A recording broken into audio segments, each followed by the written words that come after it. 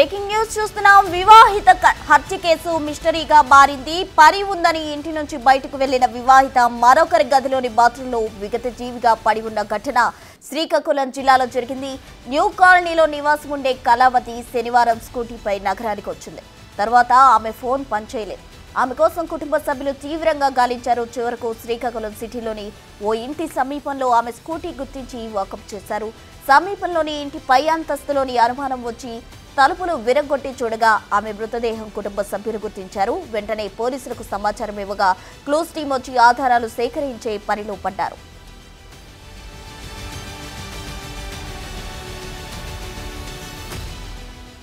మృతురాలి భర్త ఇచ్చిన స్టేట్మెంట్ ఆధారంగా కేసు దర్యాప్తు చేస్తున్నారు. అసలు కళావతి ఇంట్లో నుంచి నగరానికి ఎందుకు వచ్చింది?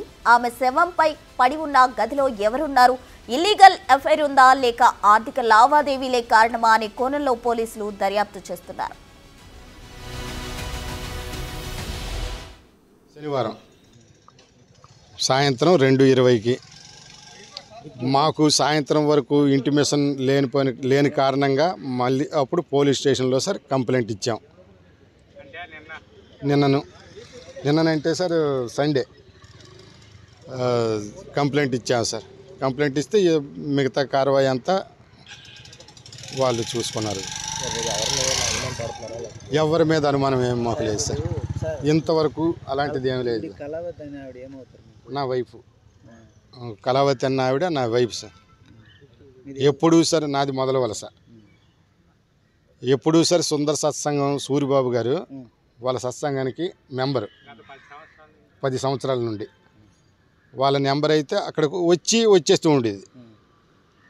మళ్ళీ టయానికి రాకపోయిన కారణంగా సార్ పోలీస్ స్టేషన్లో కంప్లైంట్ ఎఫ్ఐఆర్ చేయమనేసి చెప్పాము. శ్రీకాకుళం జిల్లాలో మిస్టరీగా మారిన వివాహిత హత్య కేసుకు సంబంధించి పూర్తి వివరాలు మా ప్రతినిధి రాము అందిస్తారు. రాము,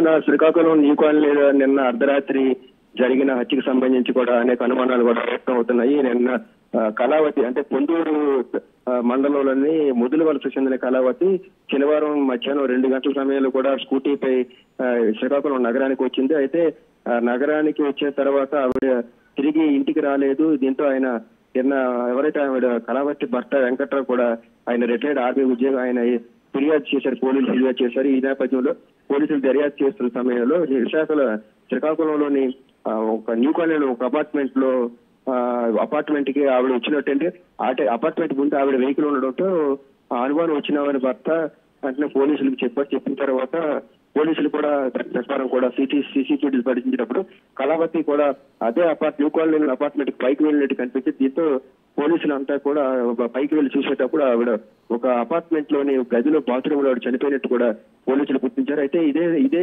అపార్ట్మెంట్ లో ఒక శరత్ అనే ఒక వ్యక్తితో ఆవిడకి కొంతకాలంగా కూడా పరిచయం ఉన్నట్టు కూడా తెలుస్తుంది.